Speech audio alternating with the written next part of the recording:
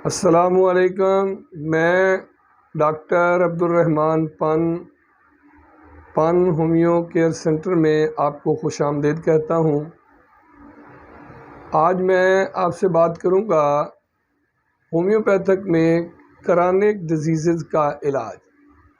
Chronic disease homeopathic में उन disease को कहा जाता है जो डिजीज़ आसानी से ठीक नहीं होती, मसलन sugar, blood pressure, allergy, asthma और इस तरह के दीगर अमराज जो बार बार हो जाते हैं। बार बार डॉक्टरों के पास जाना पड़ता है, बार बार डॉक्टर चेंज करने पड़ते हैं, बार बार इलाज चेंज करने पड़ते हैं।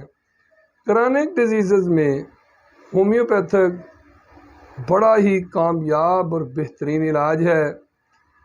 होम्योपैथिक प्रैक्टिस को समझने के लिए बंदे को थोड़ा सा ज़हनी तौर पे एक्टिव होना चाहिए और पूरी तवज्जो के साथ अगर होम्योपैथिक मटीरिया मेडिका की तरफ तवज्जो दे और अपने मुताले को मुसलसल जारी रखे और वसी मुतालिया होना ज़रूरी है। तो ये बड़ी ही आसान प्रैक्टिस है, लेकिन अगर आपका मुताला नहीं है, आप किताबों को हाथ नहीं लगाते, किताबों के साथ टच नहीं रहते, तो फिर आपको होम्योपैथिक प्रैक्टिस की समझ नहीं आएगी। 3 मेडिसन है क्रॉनिक डिजीज़ के लिए। पहले मैंने अर्ज़ कर दिया है क्रॉनिक डिजीज़ की इस्तिलाह कि क्रॉनिक डिजीज़ किसे कहते हैं। क्रॉनिक डिजीज़ ऐसी डिजीज़ जो आसानी से जान नहीं छोड़ती। ये 3 मेडिसन हैं जिनको एंटीसोरिक मेडिसन भी कहा जाता है, और अगर मैं इनको एंटीसोरिक मेडिसन की बादशाह मेडिसन कहूँ या एंटीसोरिक मेडिसन की सदर मेडिसन कहूँ या एंटीसोरिक मेडिसन की बड़ी से बड़ी मेडिसन कहूँ, तो ये बात बिजा ना होगी।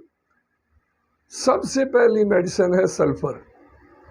अब आपने इस बात को समझना है, सबसे पहले मरीज़ की पोजीशन को समझना ज़रूरी है। मर्ज़ कुछ भी हो, शुगर है, ब्लड प्रेशर है, अस्थमा है और मोटापा है, जल्दी अमराज हैं, मैदे के अमराज हैं, सर दर्द है, आँखों का दर्द है, कानों का दर्द है, नाक का दर्द है, साइनोसाइटिस है, टॉन्सिलाइटिस है, कुछ भी है, मर्ज़ पे आपने नहीं जाना, बस आपने मरीज़ पे जाना है। क्योंकि होम्योपैथिक इलाज मर्ज़ का इलाज नहीं, इसमें मरीज़ का इलाज है।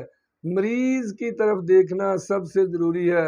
मैं आपको इशारे इशारे में चंद बातें बस अर्ज़ करूँगा, आपने इस पे गौर करना है। इंशाअल्लाह आपने अगर गौर कर लिया तो आप होम्योपैथिक प्रैक्टिस सीख जाएंगे। 3 मेडिसन है। सबसे पहली सल्फ़र।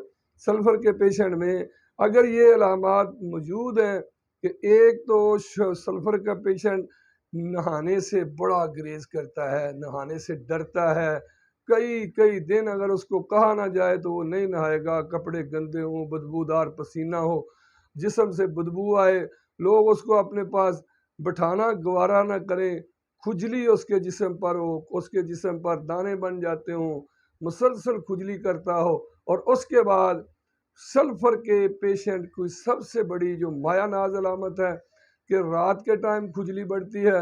रात को बिलखसूस जब कपड़ा ऊपर लेता है, लहाफ ऊपर ओढ़ने लगता है, तो तकलीफ़ बढ़ जाती है, तकलीफ़ शदीद हो जाती है, पेट गर्म हो जाता है, पेट पे ख़ारिश, जिस्म पे ख़ारिश और हाथों पे ख़ारिश, सर से सेक, हाथों से सेक, पैरों से सेक, पैरों पे पसीना। ये सल्फ़र की ख़ासुल ख़ास अलामत है कि सल्फ़र का मरीज़ हमेशा गंदा रहना चाहता है, नहाने की तरफ, अपनी सफाई की तरफ तवज्जो नहीं देता। अगर शुगर का मरीज़ है, ब्लड प्रेशर का मरीज़ है, साइनोसाइटिस है और इसके साथ टॉन्सिलाइटिस हैं, या अगर किसी किस्म की जल्दी एलर्जी है या ज़ुकाम है, कोई भी मर्ज़ है, अगर पेशेंट में ऐसी जामे अलामात मौजूद हैं, तो ऐसी क्रॉनिक डिजीज़ में जो ठीक नहीं होती, तो सल्फ़र मरीज़ को देनी चाहिए। उसके साथ अगर उसकी अलामात के मुताबिक कोई और मेडिसिन बनती है तो वो भी दी जा सकती है, लेकिन इसकी असल मेडिसन होगी सल्फ़र। सल्फ़र आप हमेशा 30 से शुरू करें, सुबह दोपहर शाम 5-5 ड्राप सादे कम पानी में डाल के इस्तेमाल करें। और इससे अगली मेडिसन होती है कलकेरिया कार्ब। कलकेरिया कार्ब की ख़ास अलामत मोटापा, मरीज़ मोटा और थल थल करता और पेशेंट को बहुत जल्द पसीना आ जाता हो। पसीना जिस्म के एक हिस्से पर, बॉडी के सिर्फ एक हिस्से पर, पेशानी पर या हाथों पर या पैरों पर या पेट पर, कमर पर, सिर्फ जिस्म के एक हिस्से पर अगर पसीना आए तो ये कलकेरिया कार्ब की ख़ास अलामत है। कलकेरिया कार्ब का मरीज़ हमेशा पेट की तकलीफ़ में मुब्तला रहता है, मैदा ख़राब रहता है, बहुत ज़्यादा मरीज़ खाना चाहता है, मुसलसल खाता है, भूख इसकी नहीं जाती। मोटा होने के बावजूद जिस्म मोटापा है, पेट फूला हुआ है, लेकिन मुसलसल खाने की उसकी ख्वाहिश हमेशा ख़त्म नहीं होती। ये कलकेरिया कार्ब की ख़ासुल ख़ास अलामत है। एक कलकेरिया कार्ब के मरीज़ के जिस्म के एक हिस्से पर पसीना आएगा, मोटापा, और सबसे बड़ी अलामत कि कलकेरिया कार्ब के मरीज़ को ठंडी चीज़ बिल्कुल हज़म नहीं होती, बिल्कुल बर्दाश्त नहीं होती ठंडी चीज़। कोई भी वो ठंडी चीज़ खा ले, पी ले, ठंडी चीज़ बर्फ़ वाली या लस्सी पी ले या ठंडा दूध पी ले या ठंडा पानी पी ले तो फौरी तौर पे छींकें आने लग जाएंगी, तबीयत ख़राब हो जाएगी, गला ख़राब हो जाएगा।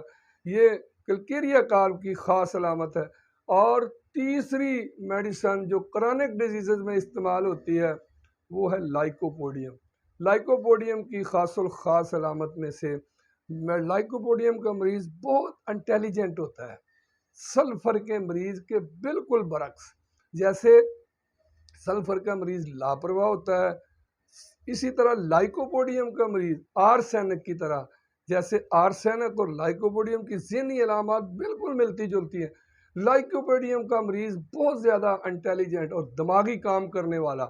लाइकोपोडियम ऐसे मरीज़ों की दवाई है, मसलन वकील हैं, कोई टीचर है, प्रोफेसर है, डॉक्टर है, जिसकी दिमागी काम बहुत ज़्यादा है लेकिन जिस्मानी काम नहीं है।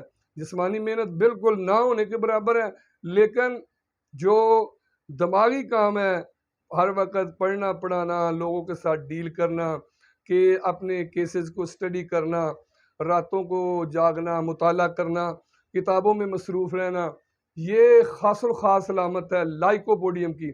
लाइकोपोडियम का मरीज़ हमेशा पेट की तकलीफ़ का शिकार रहता है, एसिडिटी, गैस, दबाव। और लाइकोपोडियम का जो ख़ासुल ख़ास अलामत है कि लाइकोपोडियम का मरीज़ बहुत ज़्यादा इंटेलिजेंट होता है, दिमागी तौर पे हमेशा पेट की तकलीफ़ में मुब्तला रहता है, गैस, तेज़ाबियत। लाइकोपोडियम मर्दाना मेल के अमराज के लिए भी बड़ी आला और बड़ी शानदार, बड़ी बेहतरीन दवाई है।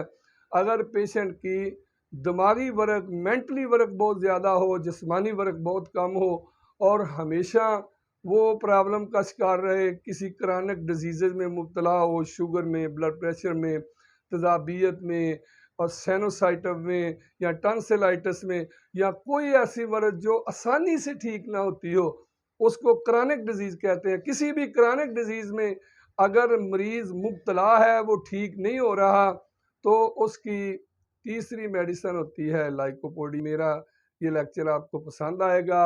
अच्छा जी, अल्लाह हाफ़िज़।